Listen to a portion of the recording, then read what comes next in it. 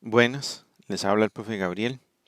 En esta lección vamos a partir del hecho de que ustedes conocen el origen de las ecuaciones que nos dan el estado de esfuerzos biaxial en un eje que está sometido a una condición de carga de flexión invertida y torsión constante, que es precisamente la que ustedes ven por acá.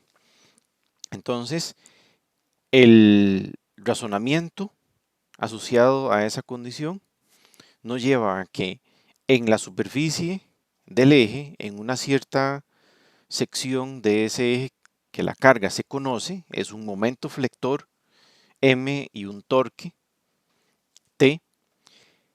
En ese punto tenemos actuando entonces esfuerzos cortantes constantes en azul y unos esfuerzos alternantes y completamente invertidos, o sea, pasan de 32 m entre pi diámetro cubo a 0, luego a menos 32 m entre pi diámetro cubo y después otra vez a 0 y así, de manera cíclica, de manera que el esfuerzo promedio es 0, el esfuerzo promedio en dirección axial es 0, pero hay máximos y mínimos iguales en valor absoluto.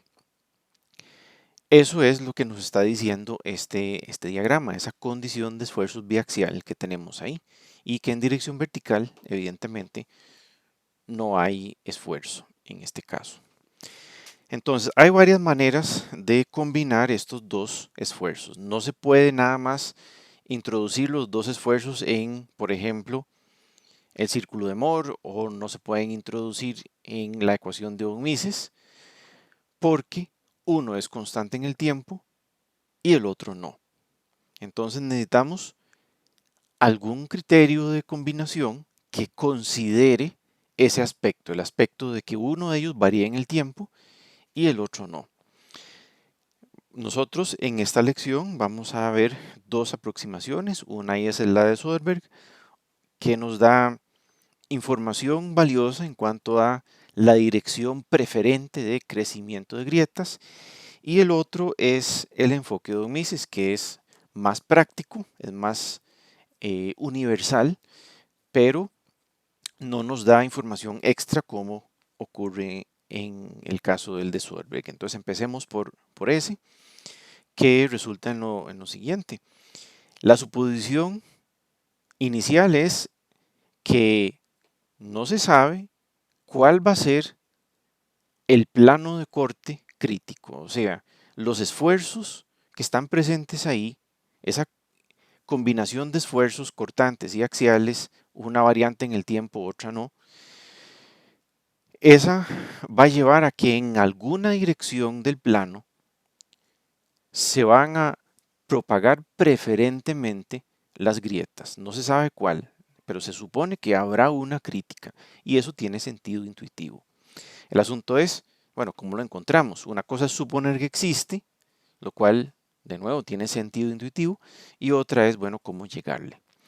Entonces, una aproximación, la aproximación de Soderbergh, es decir, introduzcamos los esfuerzos tal cual. Simplemente hacemos una transformación. Vean que esta transformación, aunque está mezclando esfuerzos variantes en el tiempo y constantes en el tiempo, o sea, sigma x, que es variante en el tiempo, tau xy, que es constante en el tiempo, esto nada más es una transformación de esfuerzos. No estamos equivocándonos siempre y cuando en la ecuación nos aparezca la función del tiempo, en este caso seno omega t, asociada a eso. Entonces, en ese plano de corte, yo puedo aplicar las ecuaciones del círculo de Moore para encontrar el esfuerzo axial que actúa en ese plano de corte. Insisto, uno no sabe en qué dirección está, uno nada más sabe que esa dirección existe y es la dirección crítica. Entonces uno aplica eso y puede calcular el esfuerzo axial, sigma sub zeta, y el cortante que está actuando en ese plano también. O sea, los dos se pueden calcular. Cualquiera de los dos se puede usar para el razonamiento que usó Soderbergh. Él eligió el cortante porque en esa época se creía que la fatiga se debía principalmente a esfuerzos cortantes. Ahora las teorías han cambiado y más bien son esfuerzos de tensión, esfuerzos axiales positivos, pero en ese momento esa fue la teoría vigente. Entonces, de esos dos esfuerzos, del axial o del cortante sobre el plano con dirección zeta, cualquiera de los dos se puede usar, uno nada más escoge uno. Ese fue el que escogió Soderbergh y entonces ese es el que se va a desarrollar por acá.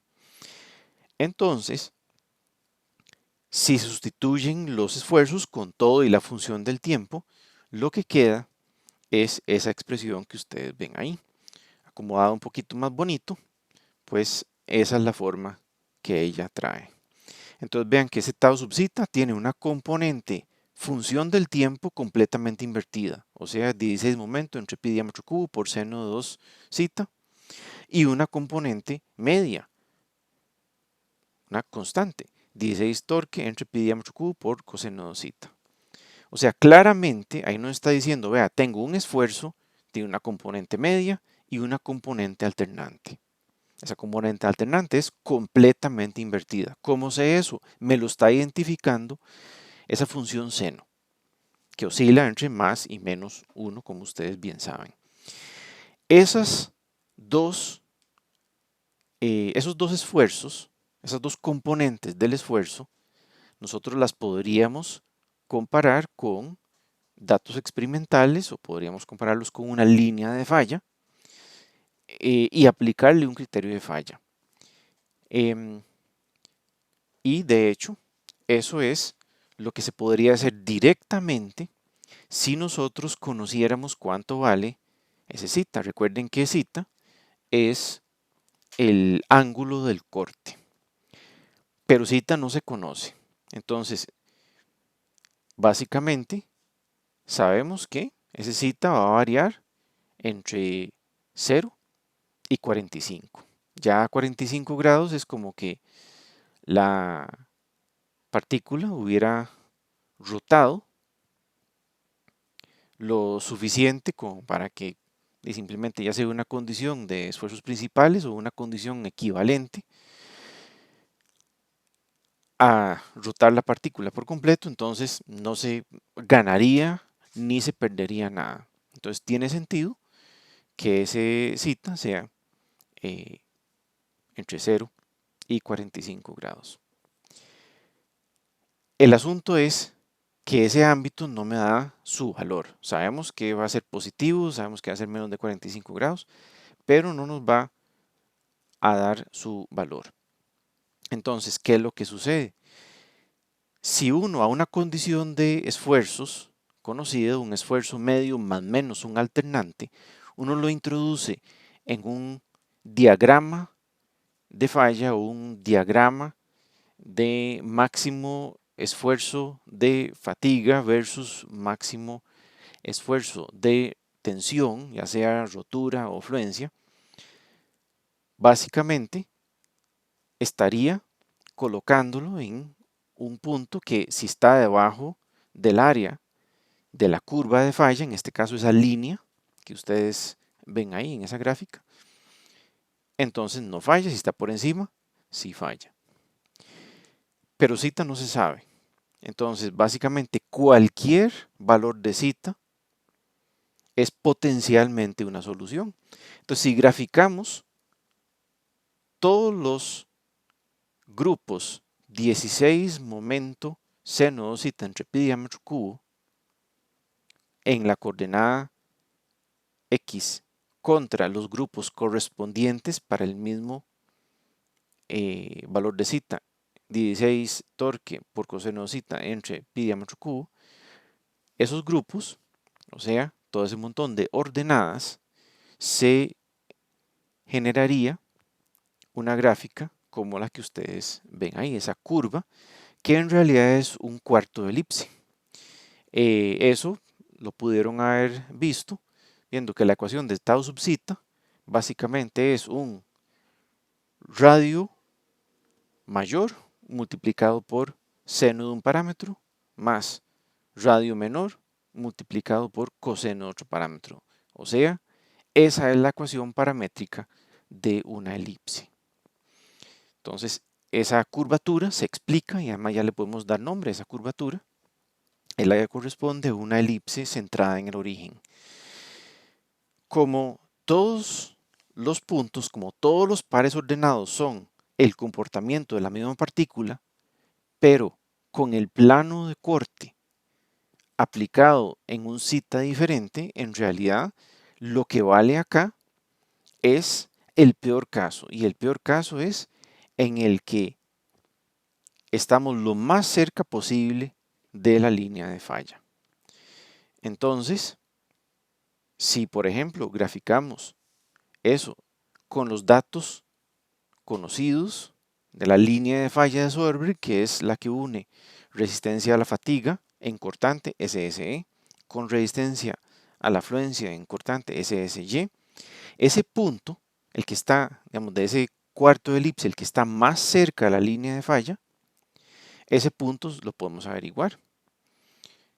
Porque, como es un segmento de elipse, su curvatura siempre va a llevar el mismo signo respecto del origen.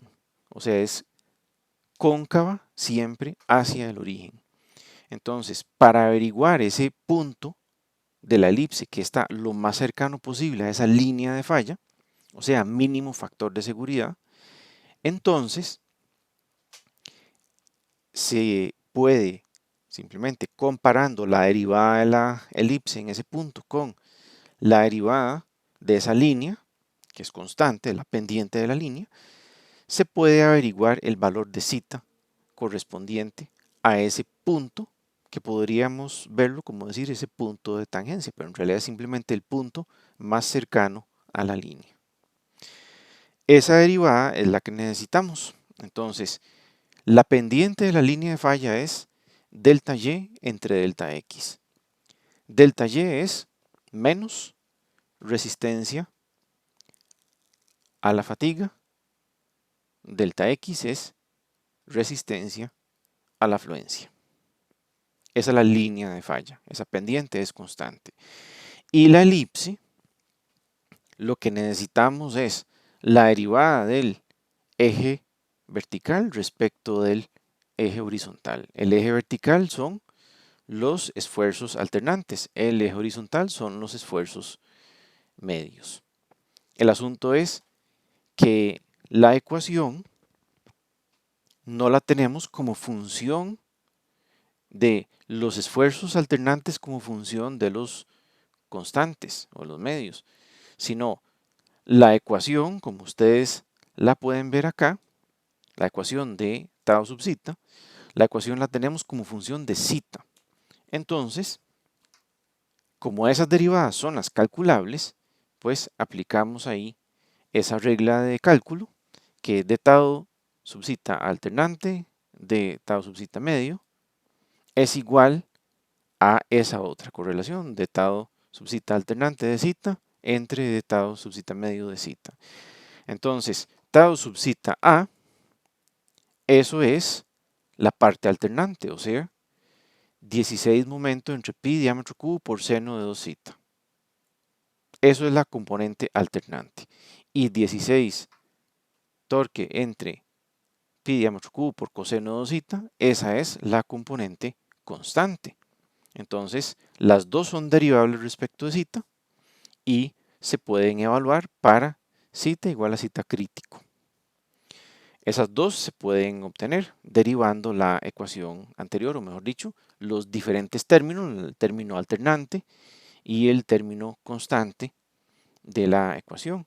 Y lo comparamos contra la relación de resistencias al cortante de fatiga y al cortante a la afluencia. Si no las tuviéramos, si no tuviéramos el dato de resistencia al cortante, se puede aproximar cada una de ellas como la mitad de la resistencia a los esfuerzos axiales. Desarrollando la derivada, únicamente, entonces tendríamos la derivada solo de la parte alternante y la derivada de solo la parte media. El término seno de omega t no aparece acá porque el término seno de omega t lo que único que estaba haciendo era diciéndonos, vea, esta es la parte alternante de los esfuerzos. Entonces, como únicamente servía para identificarlo, eso es lo único que tiene que aparecer en esta derivada. Luego está la componente media. Entonces, esas dos derivadas se pueden calcular, son las que ustedes ven por ahí. Y hay un montón de gente que se cancela. Lo más importante de este resultado es que los datos de diámetro se cancelan. Diámetro cubo está presente arriba y abajo y simplemente desaparecen. Esto es razonable y ahorita van a ver por qué. Pero mientras tanto, sin esas constantes ni el diámetro estorbando, entonces nos queda una correlación muy cómoda y bonita. Me dice que yo puedo despejar tangente de 2 zeta sub c como función de las cargas y las propiedades del material. Y eso es algo que tiene mucho sentido. El diámetro del eje no importa. El eje se va a romper o se va a no romper. De la misma manera, sin importar el tamaño que tenga. Lo que importa es cuál es la proporción entre tipos de carga y cuál es la proporción entre tipos de resistencia. La dirección en la que se encuentra el plano de falla crítico va a existir ahí sin importar el tamaño del eje. Imagínense que un eje va a recibir siempre la misma condición de carga, o sea, igual M igual T, tiene siempre el mismo material, o sea, igual SY igual SE, solo que en un caso tiene un diámetro de 1 pulgada y en otro caso tiene diámetro de 10 pulgadas. Tal vez el de 10 pulgadas no falle nunca, tal vez el de 1 pulgada falle rápido, pero la dirección preferible de propagación de las grietas va a ser la misma, porque es una cuestión de proporciones, no de cuánto vale el esfuerzo absoluto. Ahora, si el esfuerzo absoluto es suficientemente pequeño como para que no se rompa, fantástico, el eje no se rompe. Pero eso no cambia el hecho de que a dónde está ubicado el plano de corte crítico. Entonces es un resultado intuitivo muy importante y por otro lado es algo útil, o sea, si uno conoce la condición de carga y las propiedades del material, pues si el eje se rompe, uno puede medir el ángulo en que se produjo esa rotura y compararla con este resultado. De esa manera uno sabría, por ejemplo, si el eje tenía problemas en su manufactura, si el eje fue sobrecargado, si el torque que recibió fue mayor del que debió haber recibido, si hubo una carga extra, por ejemplo, una carga de desbalance extra que lo flexionó extra. Entonces, comparar el zeta sub c, el ángulo crítico, supuesto, el teórico, según esta ecuación, con el medido, puede ayudarnos un poquito en algún diagnóstico de falla. Pero esto no nos lleva todavía a darle diámetro a un eje. Esto es lo que estamos buscando finalmente. Si se aplica la ecuación de diseño correspondiente a la línea de Soderberg, ¿verdad? Ya tenemos forma de combinar esfuerzos. Ahora vamos a aplicar un criterio de falla para tratar de generar una ecuación de diseño donde pueda despejar diámetro, donde pueda despejar factores de seguridad. Entonces, aplico la ecuación de diseño. Si no están familiarizados con este proceso, digamos, de por qué es así, en una lección posterior lo vamos a explorar rápidamente. El caso es que esos esfuerzos, los esfuerzos alternantes, se comparan con la resistencia a lo alternante, en este caso resistencia a la fatiga, y los esfuerzos medios se comparan con la resistencia a los esfuerzos constantes, en este caso resistencia a cortante e influencia. Todo eso es igual a 1 entre factor de seguridad. Esa estructura es uniforme para cualquier ecuación de diseño, como, insisto, se explica en otra lección. Sustituyendo los valores del esfuerzo cortante alternante y el esfuerzo cortante medio explícitamente, insisto, no aparece aquí el término seno omega t, porque eso simplemente era un indicador para decir esto es totalmente invertido. Entonces se genera ese grupo. De aquí todo se conoce, excepto seno de 2 zeta sub c, que aunque podríamos encontrar zeta sub c con la función tangente inverso, más fácil es aplicar unas identidades trigonométricas para que no tengan que aparecernos funciones trigonométricas. O sea, no es que no se puede, nada más estamos tratando de facilitarnos la vida un poco. Entonces, esas dos son simplemente identidades trigonométricas para poner coseno como función de tangente y seno también como función de tangente y de coseno, que a su vez es función de tangente. Y de tangente ya sabemos cuánto vale. Para lo que hemos visto hace un par de láminas, justamente acá, tangente de 2 zeta sub c es conocido. Entonces, de esa manera, coseno de 2 zeta sub c se puede poner como función de tangente, que se sabe, y lo mismo con seno. Estas dos, coseno de 2 zeta sub c y seno de 2 zeta sub c, se pueden sustituir en la ecuación que teníamos en la lámina anterior y entonces queda agrupado de esta manera. Esta ecuación se puede usar tal cual, pero es inconveniente esos grupos que están dentro de las raíces. Entonces se hacen una simplificación de esos radicales y lo que queda es una función de la que yo puedo despejar el factor de seguridad o puedo despejar el diámetro dependiendo, igual que en los casos anteriores que hemos visto, de qué es lo que uno necesita.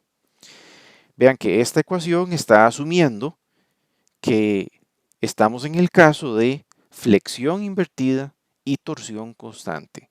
Otros casos, otros ejes que tienen una condición de carga más complicada, no podrían tratarse de esta manera. Apliquemos esto en este ejemplo de cálculo. Entonces ahora sí estamos tomando en cuenta la resistencia a la fatiga. Entonces ahí están los datos del material. Están los datos de la rotación de esa rueda y además lo que se busca es que nos den una idea de cuánto tiene que valer el diámetro del eje. Entonces ahí están los datos de la carga y están los datos de la resistencia del material. Entonces, eso simplemente es una rueda. En el punto señalado ahí es en donde es efectivo el momento flexionante que les señalé y el torque es el que tiene que transmitir la rueda. Entonces, igual que antes, tenemos las fronteras, solo que ahora estamos usando la ecuación de diseño que está aplicando el criterio de combinación de esfuerzos de Soderberg y la línea de falla también de Soderberg. Como esto es un pequeño vehículo, es mejor usar un factor de seguridad ahí un poco más alto por cuestión de los golpes que eso pueda llevarse y para evitar accidentes. Entonces el factor de seguridad es de 2.5.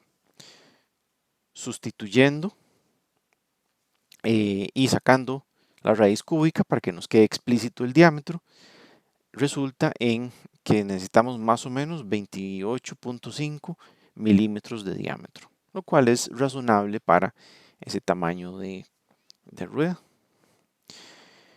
Igual que antes, necesitamos redondear a un tamaño normalizado, 30 milímetros es cómodo, es cercano y es importante, es encima de 28,4 y con ese nuevo dato y todo lo demás igual, Entonces despejamos para factor de seguridad y nos da 2.9. Perfectamente aceptable, es más que 2.5, es más, es casi 3. Perfectamente aceptable para el caso que nos atañe. Ese es el enfoque de Soderbergh. Ahora vamos a ver el otro enfoque, que como les decía al principio es más práctico, es más sencillo, pero no nos da esa ventaja de darnos el ángulo preferente de propagación de grietas. Pero no es problema, podemos usar, por ejemplo, la ecuación de Soderbergh para encontrar ese zeta sub c si queremos y hacer los cálculos de diseño o lo que uno necesite hacer con el enfoque de Don Mises. Es un asunto nada más de escoger la herramienta que uno requiere para el caso en particular. Entonces, como les decía, es muy sencillo porque se calcula un esfuerzo equivalente, un sigma prima, que solo es para cargas alternantes y otro sigma prima separado solo para cargas constantes. Entonces, la ecuación de von Mises que ustedes ven ahí es la ecuación de von Mises, perdón, para carga biaxial. Entonces, lo bueno es que es bastante universal, o sea, no es solo para el caso de flexión invertida, torsión constante, sino para el caso de un eje en general o incluso una pieza en general, no solo un eje, sino una pieza en general. Porque lo que uno hace, como pueden ver acá, es separar todo lo que son esfuerzos alternantes y lo mete en una ecuación de von Mises. Y agarra todo lo que son esfuerzos constantes y lo mete en otra ecuación de von Mises. Entonces, en el caso este que estamos tratando por el momento de flexión invertida, torsión constante, entonces son solo dos cargas, un momento flexionante que produce esfuerzos alternantes y un torque que produce esfuerzos constantes.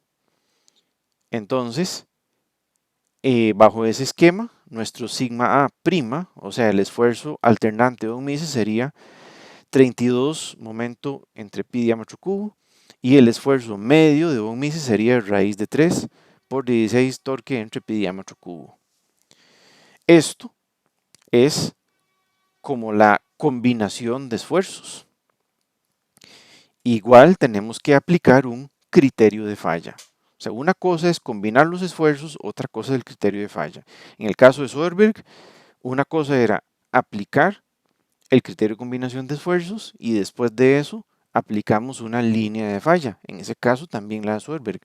Aquí ya combinamos los esfuerzos con la ecuación de von Mises, ahora tenemos que aplicar un criterio de falla. Por ejemplo, si aprovecháramos esos esfuerzos equivalentes de von Mises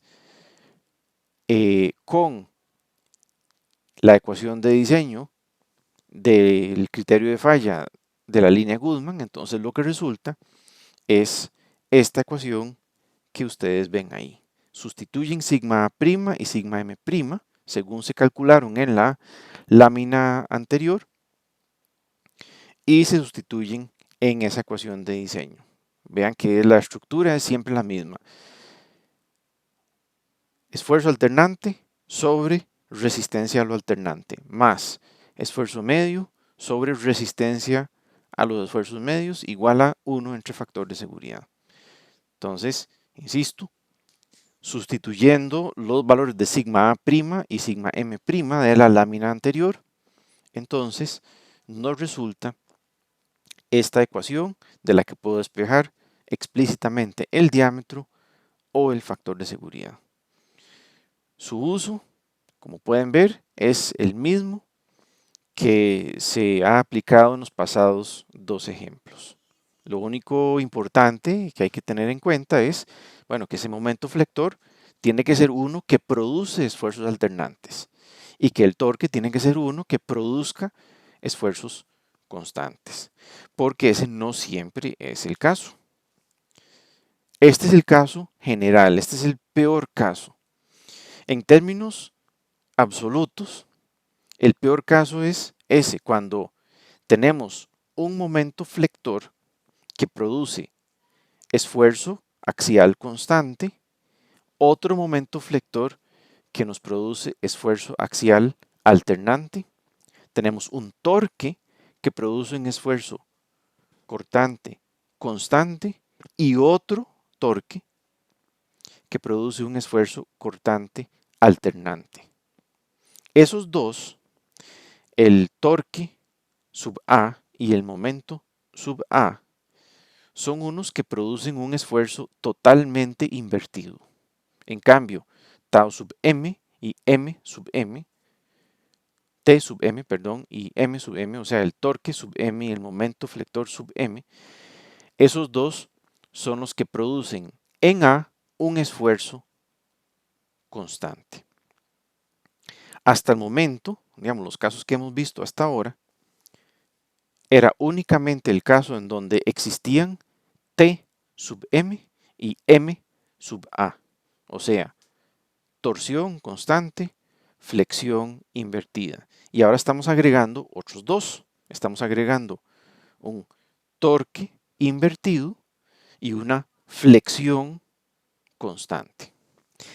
La forma del libro de texto de ver esto es ese esquema que ustedes ven a su izquierda, ¿verdad? Que es como decir, ¿cuál es la condición de un eje, ¿verdad? Que le estamos aplicando ahí en un brazo de palanca perpendicular a él, una carga constante P sub M, pero que tiene una componente alternante P sub A, completamente invertida. Eso es como decir la definición del libro de texto de quién produce T sub M, T sub A, M sub M y M sub A. En una lección posterior vamos a detallar un poco mejor cuáles son cuál es el origen en maquinaria real o en casos un poquito más reales de cada uno de esos. Pero por el momento, las implicaciones que tiene para nosotros es que lo importante de todo esto es qué tipo de esfuerzo produce una carga que uno considera. La carga que uno está considerando que está actuando en el eje de la máquina, del vehículo, de lo que sea, no viene rotulado que si este subemos y este suba. Él nada más existe. Está en uno ver cuál es su efecto en el eje, para uno saber cómo es que tiene que considerarlo. Porque al fin y al cabo, lo que eso produce es una condición de esfuerzos parecida a la que habíamos analizado para el caso de flexión invertida y torsión constante. Si uno aplica el mismo análisis que se ha hecho hasta el momento, pero agregando m sub m y t sub a, o sea, no solo lo que ya hemos visto y que ya hemos tomado en cuenta, o sea, momento flector que produce esfuerzos alternantes, m sub a, y torque constante que produce precisamente eso, cortantes constantes. Entonces estamos agregando m sub m, o sea, un momento flector que produce esfuerzos axiales constantes y un torque alternante, o sea, un T sub A que produce esfuerzos cortantes alternantes. Entonces, M sub A y T sub A producen esfuerzos completamente invertidos. M sub M y T sub M producen esfuerzos constantes en el tiempo. Entonces, si aplicamos el enfoque de Soderbergh a ese caso en donde tenemos otras dos componentes de esfuerzo, es el mismo razonamiento, pero con más miembros en la ecuación, lo que resulta es esa ecuación de diseño. O, si no queremos hablar necesariamente de un eje o de una viga, sino de una pieza en general, pues no van a ser los momentos flexionantes o momentos torsionantes, van a ser simplemente los esfuerzos. Entonces el factor de seguridad, o mejor dicho, el inverso del factor de seguridad, va a ser esa ecuación segunda que ustedes ven ahí. Vean que el esquema que sigue es siempre el mismo. Comparar el esfuerzo medio con la resistencia al esfuerzo medio. El esfuerzo alternante con la resistencia al esfuerzo alternante. Ese esquema es análogo, ¿verdad?, en todas las ecuaciones de diseño, y esta obviamente no es la excepción. Eso si aplicamos Soderbergh, pero podríamos, para esa condición, podríamos también usar el enfoque de von Mises. Como les decía, que es un poco más práctico para algunas cosas. Entonces, si aplicamos el esfuerzo de von Mises, vean que son, por un lado, todas las cargas alternantes, por otro lado, todas las cargas medias. Y entonces, al fin y al cabo, el sigma A' y el sigma M', que se ingresarían en una ecuación de diseño, son esos dos grupos que ustedes ven ahí. Entonces, ahí aparecen las cargas, las 4 cargas, y aparecen, obviamente, el diámetro del eje. Entonces, ¿cómo usamos esto para diseñar ejes? Eso es para verlo en un ejemplo de cálculo posterior, pero primero tenemos que poderlo introducir en un criterio de falla. Entonces, para ese momento, recuerden que tenemos dos cosas que escoger. Por un lado, cómo vamos a combinar los esfuerzos. Y una vez combinados, tenemos que escoger un criterio de falla. Entonces, son dos cosas separadas, y precisamente en esta lección lo que vimos fue cómo se combinan los esfuerzos, y en una próxima lección veríamos cómo estos esfuerzos combinados los ingresamos a un criterio de falla cualquiera. Mientras tanto, nos tomamos un café.